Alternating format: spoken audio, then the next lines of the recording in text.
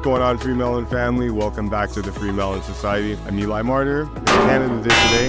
It's Victoria Day today. And I decided to come out to the beach to shoot the second part in this series on dry fasting. As right now, it's the third day after I broke the fast that I was talking to you about in part one of this series. And yeah, I thought I would get out a little bit and get some air, head to the beach. The complete antithesis of the first setup that I shot part one of this series in. So what we're going to do in part two today is we're going to go over a bunch of the details that we missed that I wasn't able to clarify in part one, tidy those up, give you a couple more details about how the fast went, and then we'll talk about the much more significant portion of the experience, which was the altered state consciousness moments and the spiritually elevating, the potent spiritually elevating experience that I had during the fast, which is probably the most interesting part of this whole experience for me. In my estimation, this particular 3-day dry was life-changing. It was life-changing. So we're going to talk about it today. So hang tight. So before the fast started, I was about 164 pounds. Usually I walk around at anywhere between 162, 163, 164, give or take, right? It's all good, guys. Yeah, thanks. So 160, 162, 163, give or take a couple of pounds. But 164 was my measured weight prior to the fast. At fast's end, on the very last day, so we're talking hour 75 or so, I weighed in around 154. Okay, so we lost about approximately 10 pounds during those 3 days.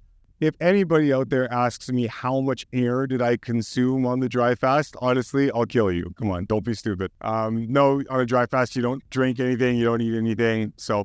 And you also don't measure how much air you consumed.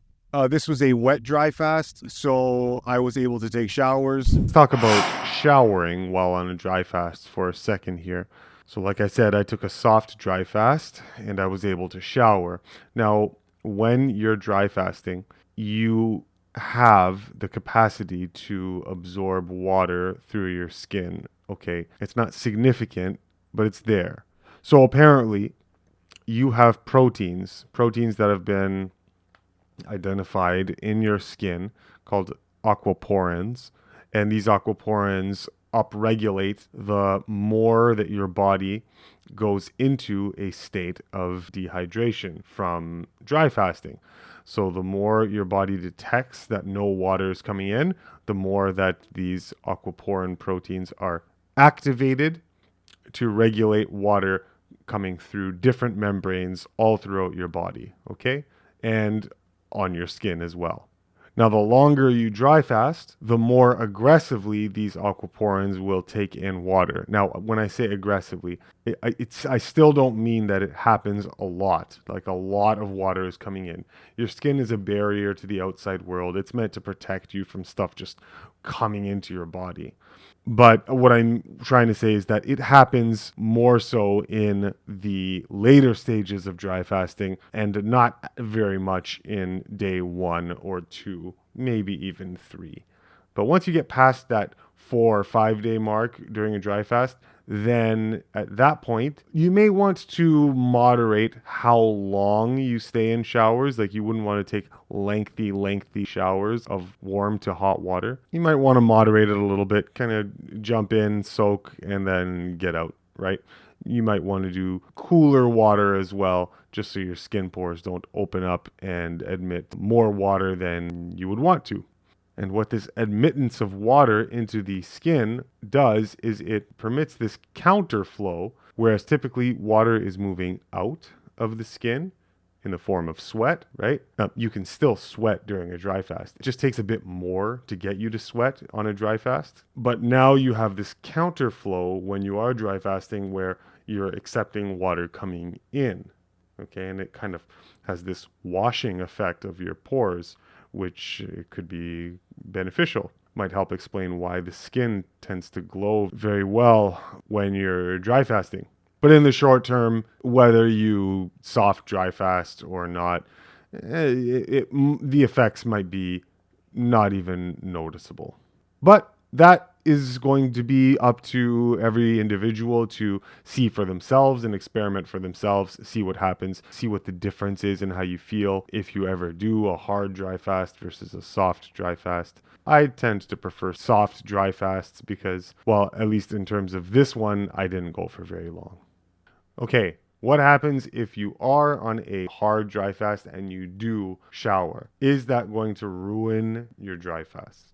I mean, no, it's not. It's not going to ruin your dry fast. It's just, we're talking about splitting hairs here, in my opinion. You will probably hear differently from other people that it is a much, much, much deeper cleanse to do hard dry fast than a soft, and I can appreciate where that's coming from. For the purposes of this video and the general audience that I'm speaking to, I think I'd prefer not to really even go down that road, because when we're talking about dry fasting, we're talking about a mechanism that is going to give what they're looking for, and I don't think it's necessary to get into those details. So I'm just going to leave that to your own research to sort out, and maybe later in the game we'll have better understanding of what the exact differences between those two things are. But for now, I'm just going to leave that.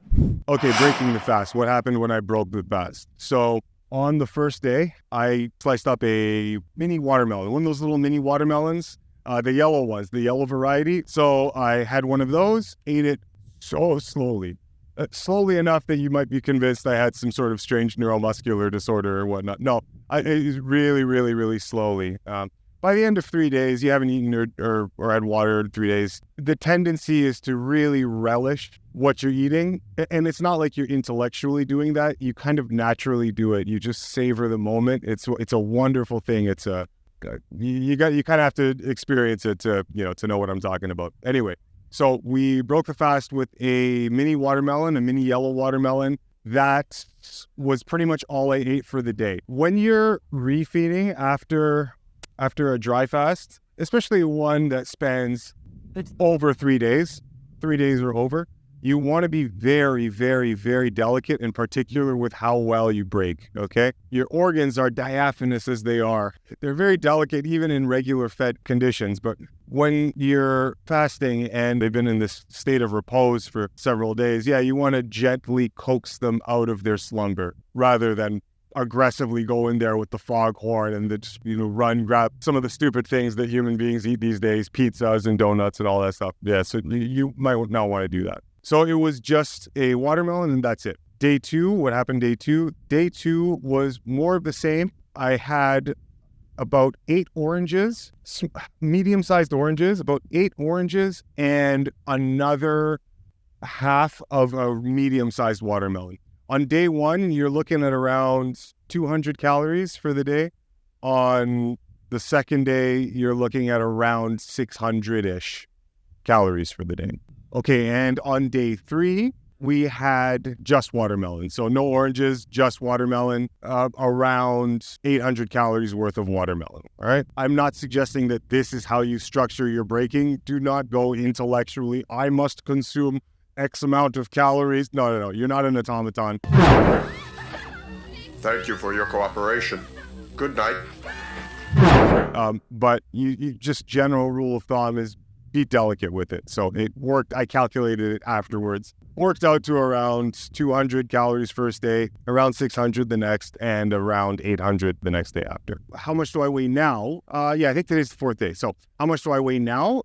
I weigh around 160 as of now. So total net loss of weight, you're looking at really, I don't know, my normal body weight fluctuates anywhere from 160 to 164. And it's been like that for a decade. So to be at 160 from 164 at the beginning of the fast, I don't know, is that significant or not? You be the judge. I don't care, right? Shut up.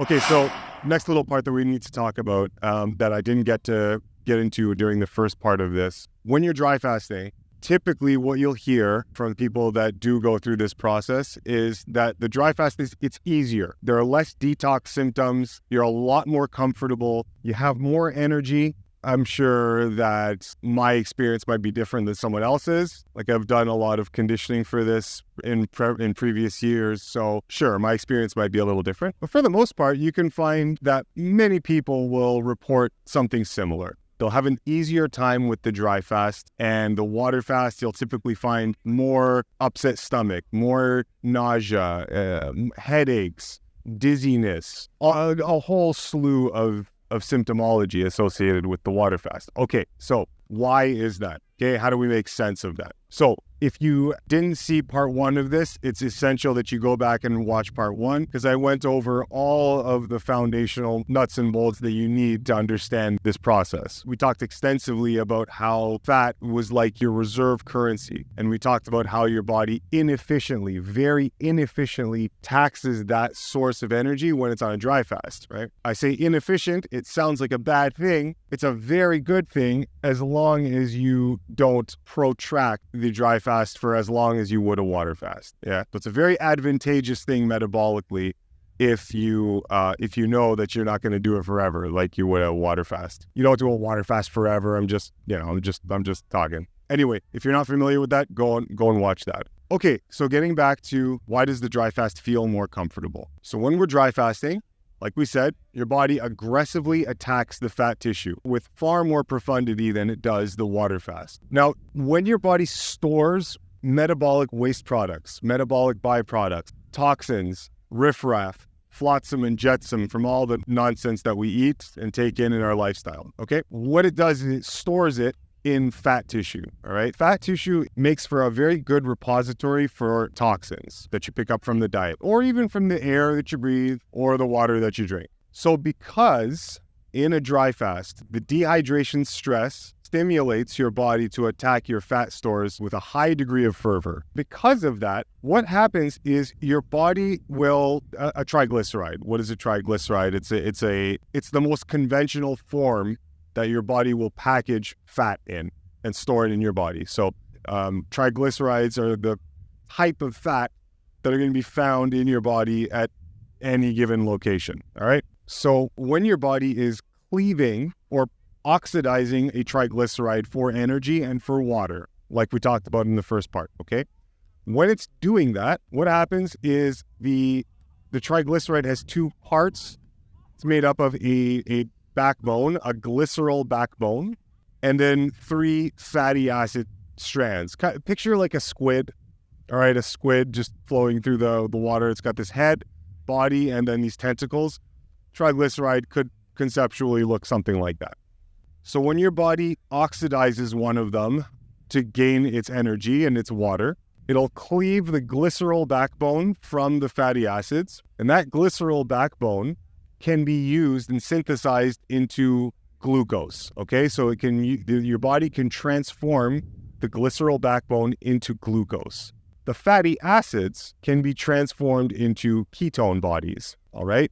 In both cases, your body extracts water from that process. The glycerol backbone, it can extract water from that process, and it can also extract water from the fatty acids. Both of those ends of the triglyceride molecule, now cleaved in half by your body, both of those are now sent to the liver, dumped into the bloodstream and sent off to the liver for processing. Once that happens, those byproducts go into your GI tract, into the conventional means of elimination, and they're just excreted just like all the other waste that you eat when you're eating. So we're trying to answer the question of why your body feels more comfortable during a dry fast. During a water fast, like we said, yes, your body is still going to be burning lots of fat, okay? Obviously, if you don't eat for 2 weeks and you just drink water, you're going to be a different human being on the other end of that fast, okay? So don't think I'm saying that you're not burning fat on a water fast. You most certainly are.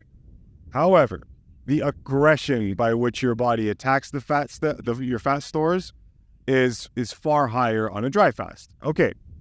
So on a water fast, the water, when your body detects that all of this water and hydration is coming in, it's a signal that's going to make it more reluctant to burn fat, right? Because your fat is your emergency repository of energy. On the dry fast, It's going to attack those fat stores, but those fat stores are also where you store poisons and toxins. So in attacking those fat stores for their water, for their energy, not only is your body being supplied and fueled with an abundance of energy, okay, but it's also processing the toxins that were stored in those fat reserves. And so those toxins are getting expediently shipped out to the liver, dumped into the elimination channels and eliminated through the conventional means of elimination in your body, just like your poo, just like your pee, just like your urine, just like your bowel movements. So all of these toxins that are stored in the fat tissue, they're now with much more rapidity getting dumped into the elimination channels, which are fueled with more energy now because more energy is being liberated by the cleaving of the fat tissue. Whereas in the water fast, those toxins, those poisons in the fat tissue, they're not getting released with as much rapidity. So bear in mind, when we're talking about why dry fasting is easier than water fasting or tends to be easier, I couldn't find many scientific studies investigating this. So just understand that a lot of this will just be off of individual reports from groups, observations that practitioners have made with their clients, that kind of thing. There isn't that much hard experimental data on this. Okay, so just understand that. There's many reasons why we would imagine that it's experienced as easier, and answers range anywhere from the type of water that you produce. It doesn't need to be restructured, so your body has an easier time with structured water and not having to go through the process of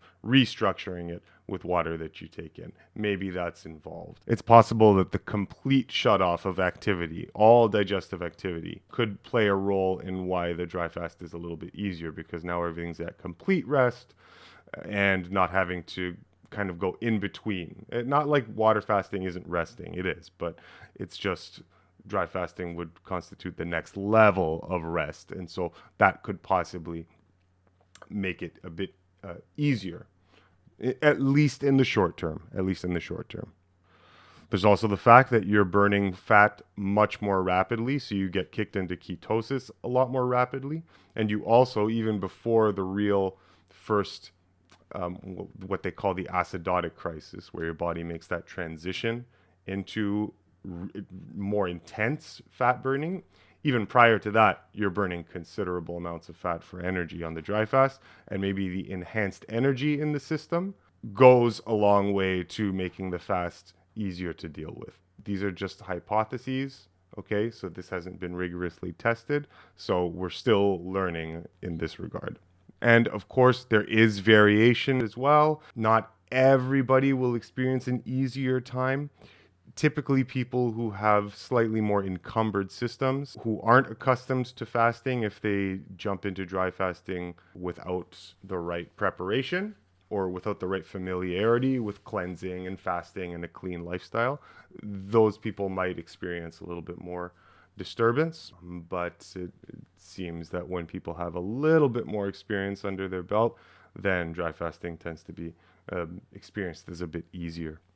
But it's a personalized thing, so there's variation. I can't paint everybody with a broad stroke and say it'll be easier for everybody. Okay, and in addition to what I was saying earlier about showering, one of the other reasons why it might be easier to do a soft dry fast is because the reverse flow, the counter flow of water into the skin now, what it helps to do is it helps to flush any of the poisons that are going to be coming out of the skin. It helps to flush those pores and bring them into the lymph system and then out of the urine through the kidneys. So that water, where when you're showering in a dry fasted state, where now you have that boosted skin sensitivity for pulling in water, that pulling in mechanism flushes the pores out into the lymph and out through the urine. How do we know that the body is, in fact, burning a lot more fat on a on a dry fast than on a water fast? Well, for one thing, we have recent science to corroborate this. When we've examined cadavers that we put through a dry fast, you can just measure the results, like we talked about in the first part. Okay, you can measure their organ tissue, you can measure their lean tissue, their fat tissue, and you can weigh the results and compare from before when they started the fast and after. You will, in one day, you could conceivably burn, it's a ridiculous percentage, like 25 times the amount of fat on a dry fast than on a water fast. In just one day.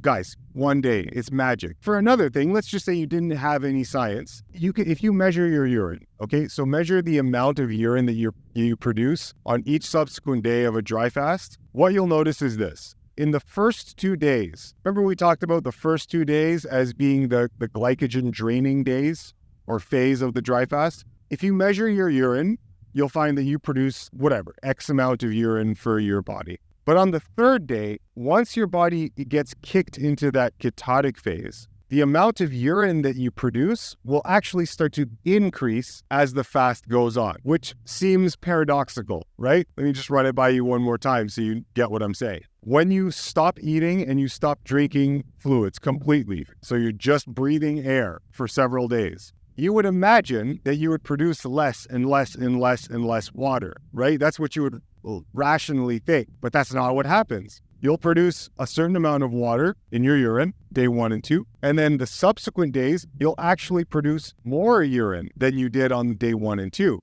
Very strange. Why is that? The reason that is because your body is aggressively burning those fat cells, and it's obtaining a huge amount of endogenously produced water from those fat stores, right? So it's hydrating you on the inside. Remember in the first episode, we talked about how your tissues are actually more hydrated after 2-3 days of no water or food than they are in regular feeding conditions. That is friggin' wild. So that's how we know that you are in fact burning this fat tissue while you're on a dry fast. So this increase in urine production has been studied. In 2020, there was a study conducted by Harriet A. Carroll called the Psychophysiological Effects of a 3-Day Dry Fast, a Self-Experimentation Case Study.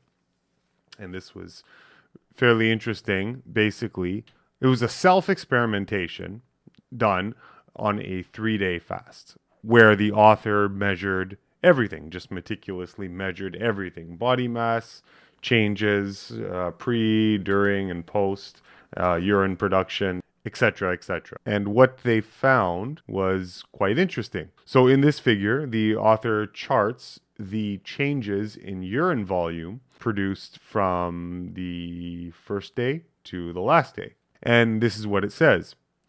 Unexpectedly, urine volume on day 2 was consistently lower than on day 3. And despite greater urine frequency on day 2, total urine volume was still lower than day 3, right? So even though they had to urinate more consistently, more frequently on day 2, on day 3, there was comparatively more urine total volume produced, which means that the rate of fat burning was increased because more water was being produced. Very interesting. That's not going to last forever, where you continually produce more urine. No. This is in the short term, okay? Forgot to mention that. So the 3-day fast, the 5-day fast, yes, you'll experience a little bit more urine production than you did in the initial first 2 days before your body really switched into ketosis, okay? And then you'll produce a little bit more urine. But then, of course, as the days go on, you'll produce less, right? You're dry fasting. So it's not going to last forever, right? That's, I've forgotten to mention that. Okay, well, let's get into some of the science, right? Because I'm sure that we want to know, okay, what science supports dry fasting? What does it have to say? Is there anything in the literature? In recent years, there have been some new studies that help to shine some light on what dry fasting is doing and whether it's safe or not, and whether there is health promoting benefit, right? Health improving benefit of doing a dry fast. There is a researcher named Igor Koroshilov who conducted a study in 1994 in Russia called Clinical and Hygienic Aspects of the Absolute Dry Fast. Okay. And what they wanted to do was they wanted to suggest that short-term dry fasting, up to 3 days, can have therapeutic benefits in addition to being non-harmful under controlled conditions. The experiment measured various bodily functions and metabolic changes that were used to assess the impact of the fast. Now, as with many studies, there are always some drawbacks. There are always some things that they could have done better. In this one, going through the study, you have to make sure to remember that the way this, and I'll go through the methods, but the way the study was conducted was that the dry fast was placed in the context of a different fasting protocol. The fasting protocol that was used was called, you'll see it referred to here as the RDT. And the RDT is just a way to refer to a therapeutic protocol used. All right, the therapeutic protocol in Russia that was used. They're calling it the RDT here. And what they do is they use a combination of dry fasting and water fasting. Okay, so they start with a dry fast of 3 days, 1 day to 3 days, and then they finish off with water fasting, with several days of water fasting. So they didn't actually measure just a dry fast versus just a water fast, okay? But they did take extensive laboratory data at different intervals during the fast. So they took data at the beginning of the fast before it started, after the 3rd day, okay, so after the dry fast, and then at the end of the entire therapeutic session, so that we had results, we had data to show how they were doing after only the dry fast. So at least they did do that. Okay. So there are some things that they inferred from the metabolic results, from the physiological results, when they measured people after the 3-day dry fast portion, and then they continued on for the rest of the days on water. Okay, so what was the procedure here? So there were 64 subjects. Okay, 50 of them women, and 14 were men, aged 18 to 55, all with conditions such as obesity, arterial hypertension, asthma, skin allergies, osteoarthritis, gastritis, lots of different things. In one group, there were 39 patients. One group followed a traditional wet fasting protocol. And in the second group, there were 25 patients, and they followed a short 1 to 3 dry fast, followed by the wet fasting. Okay, so there were 2 groups. And I'll just go through some of the observations. Okay, so they observed weight loss. All right, so by the end of the experiment, the dry fasting group induced more rapid and significant weight loss compared to the wet fasting group. The dry fasting group resulted in 8.62 kilograms of weight loss over the next 12 days, compared to 7.46 with the wet fasting. Now, obviously, there's the water weight issue here. But remember, we talked about it last time, there's also significantly more fat loss. So yeah, you can't discount that. Blood pressure, patients with mild hypertension experienced faster normalization of blood pressure with the dry fasting group. And by the 7th day, dry fasting had reduced systolic pressure from 148 to 117, and diastolic from 115 to 86, which was more effectively done than in the wet fasting group. The energy metabolism, dry fasting led to quicker shift to fat metabolism. They haven't practiced endogenous nutrition due to earlier onset of ketoacidosis. So ketoacidosis was experienced by day 2 to 3 for the dry fasting group, and it took until day 7 for the wet fasting group to get into this phase. They noticed several other adaptations to dry fasting, ones you might expect: decrease in insulin production, increase in cortisol and aldosterone, promoting water and electrolyte retention, slowing of the thyroid activity, reducing the metabolic rate and energy expenditure. How about water loss and dehydration over the 3 days of the dry fast? Dehydration remained mild, 2 to 4% fluid loss. Weight loss resulted from fat tissue utilization, decreased muscle glycogen, and minimal loss of muscle protein. The cardiac function, the stroke volume decreased by 15%, heart muscle efficiency improved, reduced tension period and increased ejection fraction from 48% to 50%, excuse me. Okay, so they've got a whole bunch of conclusions here. So I'll go and read from the paper directly. Some of these conclusions, I'm not going to go through everything. All right, but it says here 3 days absolute fasting under ordinary temperature conditions does not lead to marked metabolic disturbances and significant dehydration of the organism in healthy or ill people between 20 and 50 years of age. However, all examined patients demonstrated functional adaptive changes. The metabolism was restructured from predominantly carbohydrate to fat, which is accompanied by subcompensated ketoacidosis. Okay, blah, blah, blah, blah, blah. Changes in body chemistry during an absolute 3-day fasting are manifested in the predominant utilization of glycogen and deposited fat reserves for plastic and energy needs, with minimal expenditure of water and plasma and muscle proteins. Gradually developing hypertonic dehydration. Okay, so this is talking about dry fasting. Gradually developing hypertonic dehydration does not exceed a mild degree and is accompanied by an increase in the ketone body levels, lactate, pyruvate, and plasma osmolarity, with stable levels of basic blood electrolytes, sodium, chlorine, calcium. They conclude that the use of short 1 to 3 days absolute dry fasting at the initial stage of therapeutic fasting allows for greater reduction in body weight in patients with obesity, early normalization of altered blood pressure indicators, and more pronounced therapeutic effect in the treatment of patients with bronchial asthma, chronic asthma, bronchitis, skin allergy, chronic gastritis, gastroduodenitis, metabolic arthropathies. Early onset of the ketoacidotic crisis on day 2 to 3 allows to complete the endocrine and metabolic restructuring of the body to endogenous nutrition faster and reduces the time of inpatient treatment. I think time saving is just another one of the benefits that you might find with dry fasting.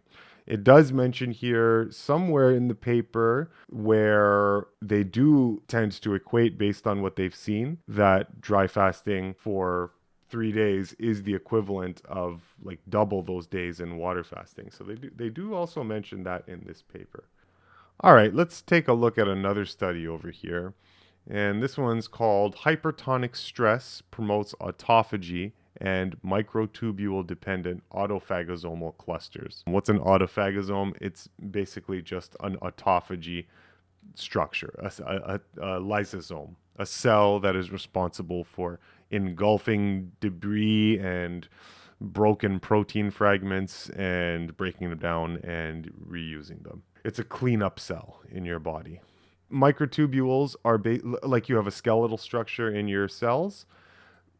Picture microtubules like the structure of a cell that keeps the cell intact and functioning properly, gives the cell its proper functioning structure. Okay, think of microtubules like that.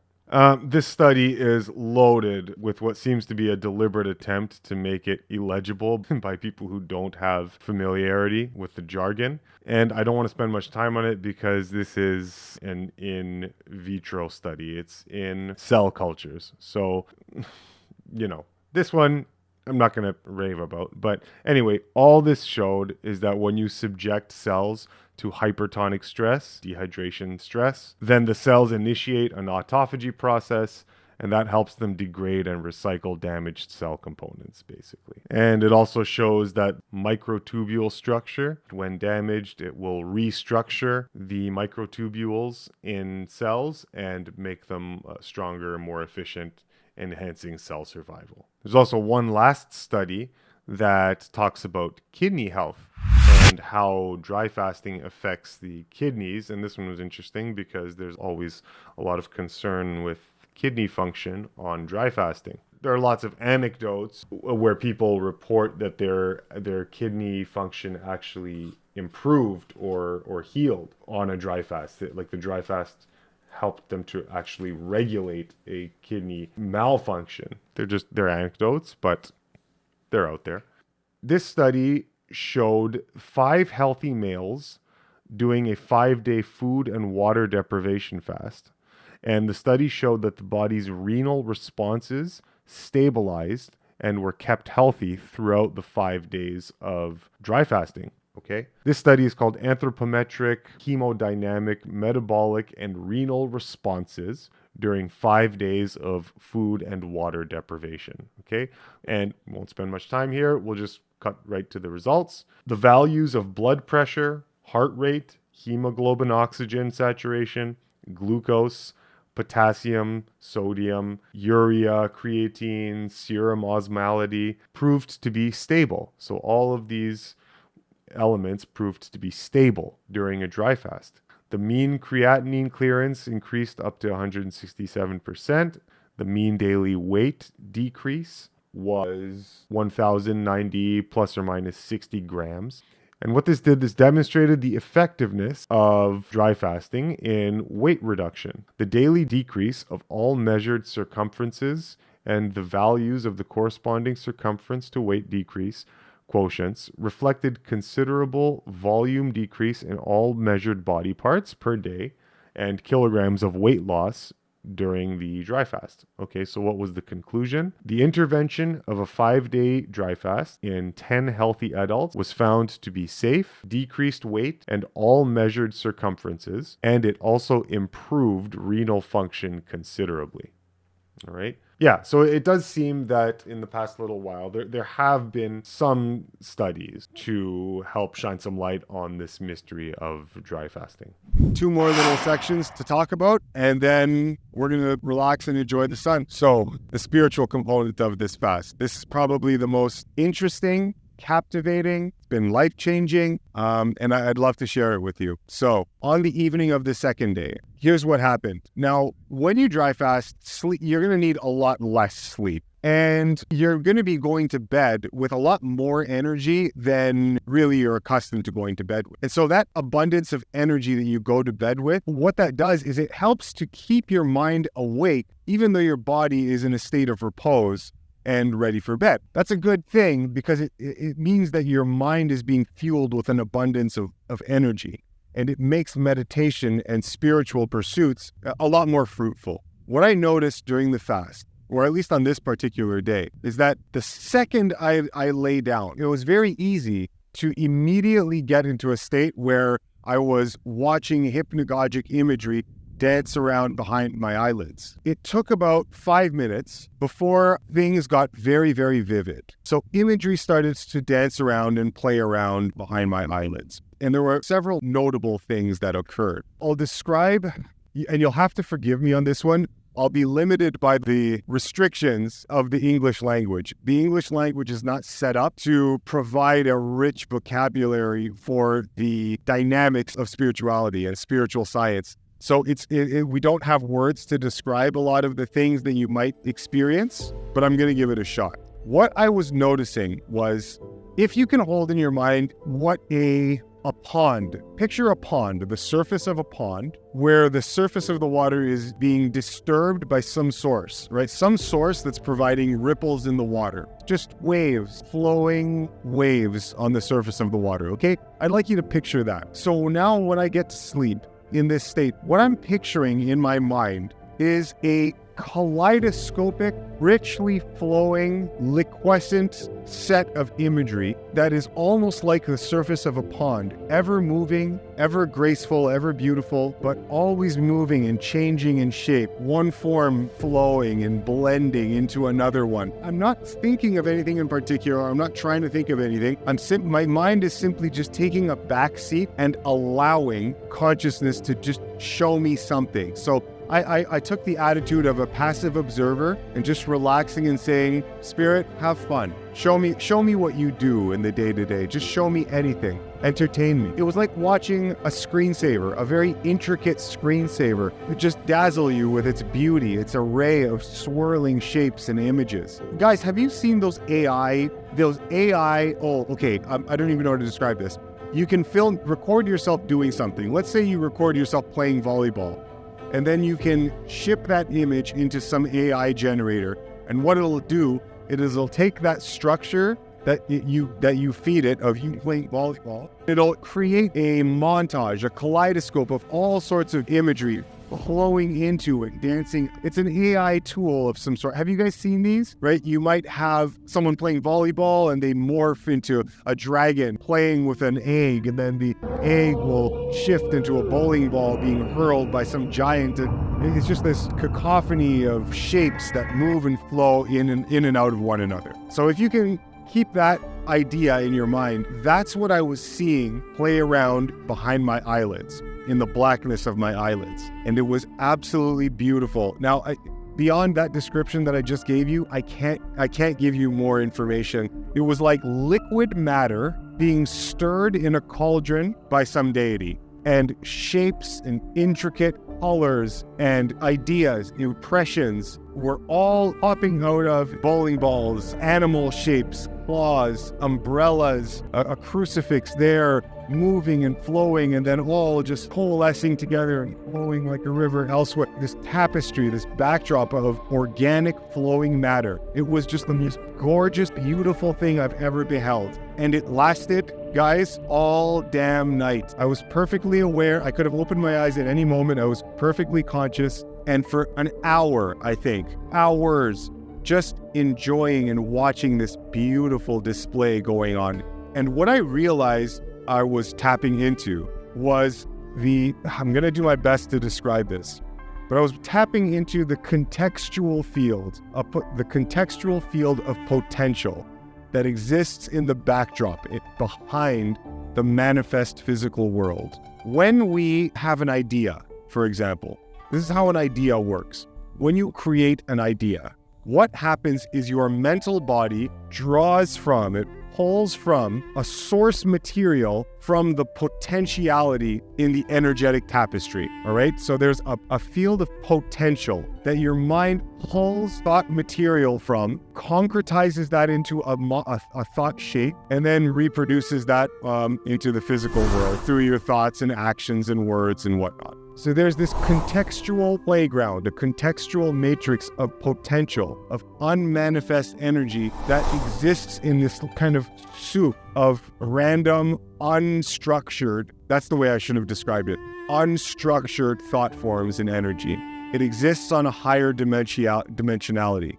And I realized that what I was staring at, what I was observing, is a visual representation of the potential field from which all things are sourced from. And when I realized that that's what I was actually tapping into, the altered state that I was in, when I realized that that's what I was seeing, I decided, oh my gosh, I wonder what happens if I project an emotion or project a thought form into this moving, flowing display of liquid organic matter. When you throw a pebble into a pond, the pebble immediately produces ripples. Imagine now if I were to throw a metaphorical pebble of emotionality into a soup of liquescent flowing matter. As soon as that pebble hits the backdrop, it just caused an effect where you'd see the emotion that I gave, the instruction that I gave the field, do something to the field. It changed the field in some way. If I gave it a thought, it would also do the same. So if I projected a picture of my brother or something, right, then I would see my brother's form come out of, I don't know, maybe the backdrop was trees and rocks. Then I send it thought form of my brother. The shape of my brother's face would just mold and materialize out of the rocks, out of the trees. So I would give the potential field instructions and it would create structure in accordance with the will. It was beautiful, guys. You'll excuse me, I'm having trouble describing it, but bear with me, I'm doing the best I can. If I projected into the field a thought and an emotion paired together, the response, the visual imagery that was produced was even more profound, which is a very, very good set of instructions for you to carry with you in daily life. When you pair a thought form with the fuel of emotion, the effect from matter is greatly enhanced. The profundity is greatly enhanced. Later on in the evening, the contextual playground, it materialized very, very chilling, not chillingly in the sense of fear, but chillingly as in it just rocks your world, right? The image of Jesus.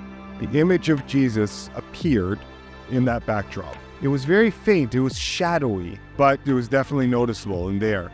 And he noticed me, and with these big arms reached out, grabbed my face, and my heart was on fire. It was as if the honor of being touched by God, right? That type of thing. And this Christ figure knew that I wanted to ask it a question. It knew that he knew that I wanted answers, and I wanted to ask him for help in navigating a certain set of conditions. And the response he gave me was just something I'll never forget. So he grabbed me by the face like this, and I was about to open my spiritual mouth and ask the question. But before I could ask, he spoke to me and he says, "My son, you know that I've already granted you your wish. Before you even utter a word to me, your will is done, and it is my command," right? This is what he says to me. I'm like this, and it was already done, because you can't hide from your higher self. Any thought, any emotion, any question you have, it knows immediately. And all you need to do is ask, and your will be done, so long as you pay the spiritual currency in which favors are exchanged. All that was left for me to do now was to simply give thanks for my wish being already granted by my higher self, by nature, by God, being dramatically represented by the image of Christ. And it was beautiful. This fast, needless to say, this fast really did change me.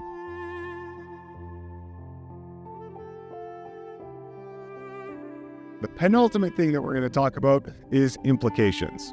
Who shouldn't fast? Who shouldn't do this? Is dry fasting safe for everybody? No, dry fasting is not safe for everybody. Dry fasting can be dangerous, okay?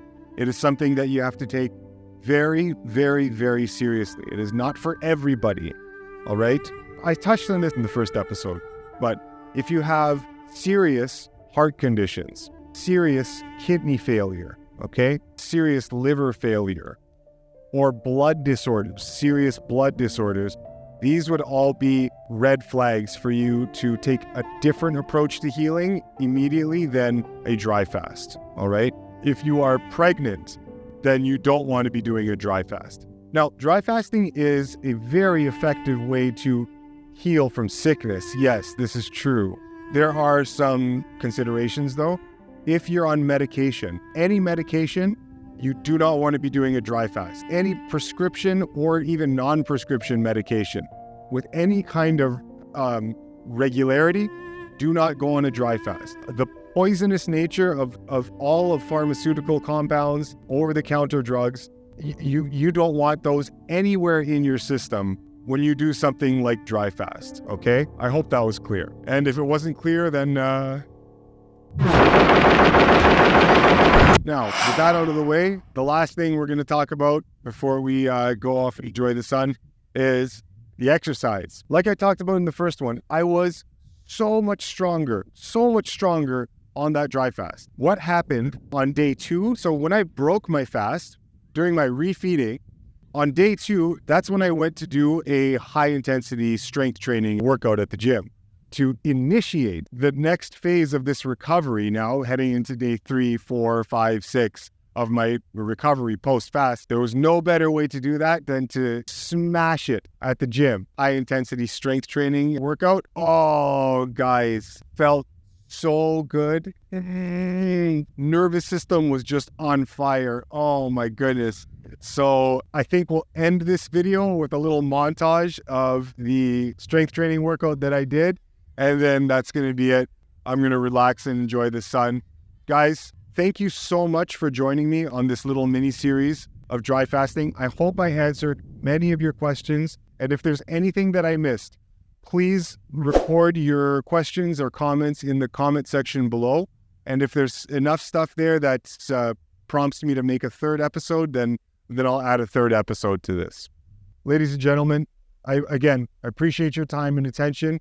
Thank you for sitting with me in this lesson here in the secret classroom on the FreeMelon Society.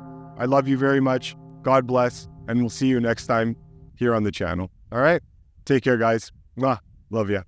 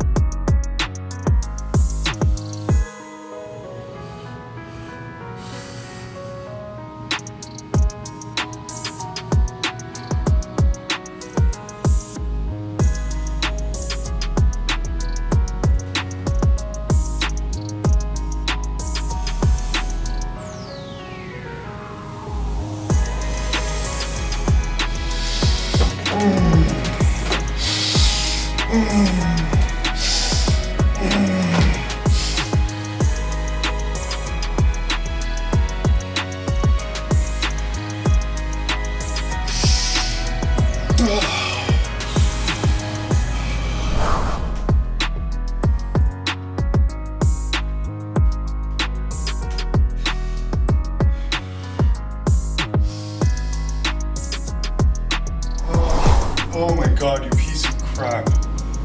Oh, ooh.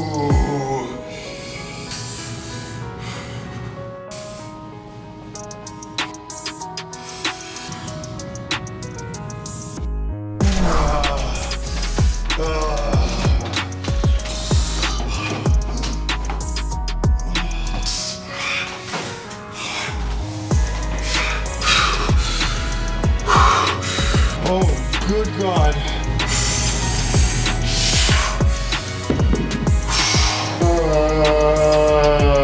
Mother, oh my God.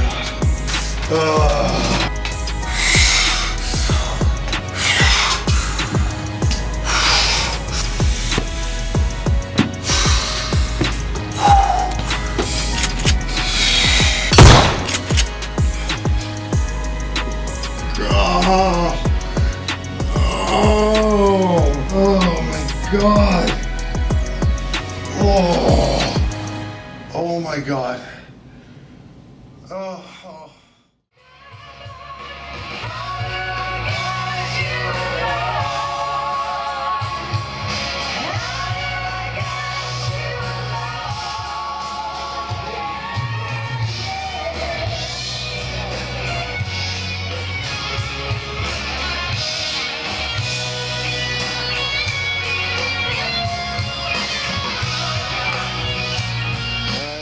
This is the Canada Day celebration, downtown Toronto here.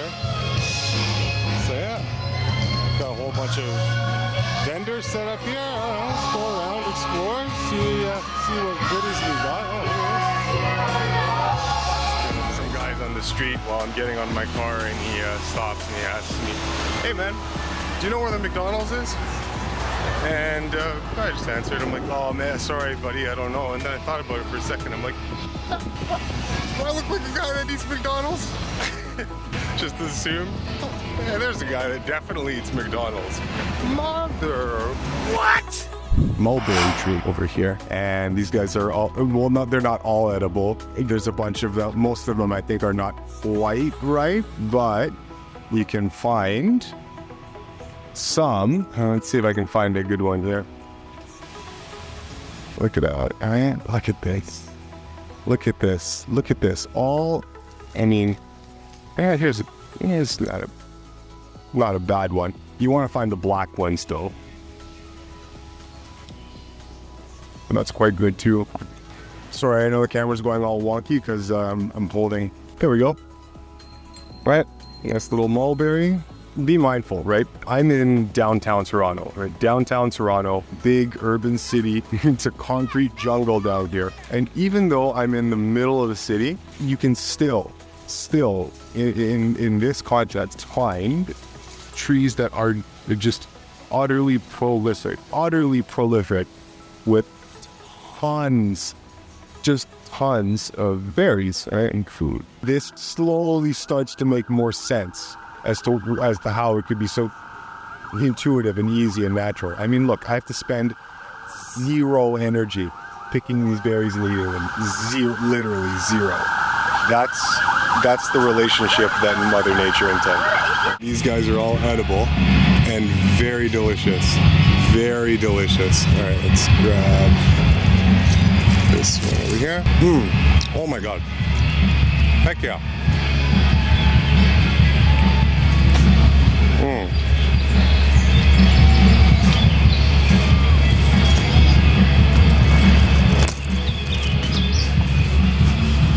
See that? Perfectly good mulberry. Oh my God, these are awesome.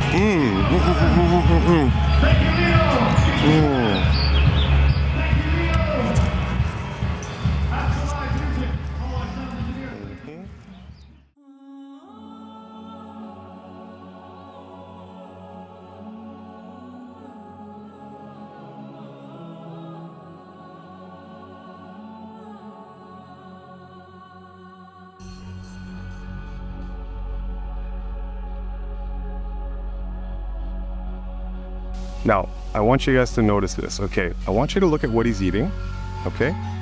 Look at what he's eating. He's eating one thing at a time. He's eating just bloody grass. That's it, just grass, okay? Is he adding any oil to that meal? No. Is he adding any salt to that meal? No. Oh, is he adding vinegar? Oh, because you have to have vinegar, right? You have to have vinegar in a salad.